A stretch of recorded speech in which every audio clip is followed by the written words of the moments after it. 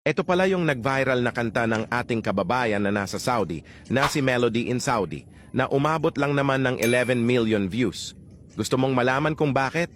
Tara pakinggan natin kung bakit ito nag-viral na siguradong maraming makaka-relate dito.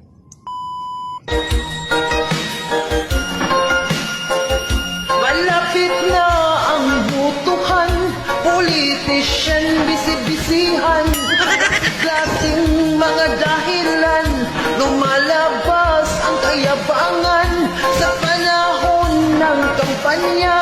Bumabait mga buwaya, bawat bahay kinukumusta, mga tao kinamayan pa, dala-dala ay baluta, pangako at plataforma, nagbibigay ng pag-asa, mga tao naniwala. Kaya pala ito pala yung nag-viral na kanta ng ating kababayan na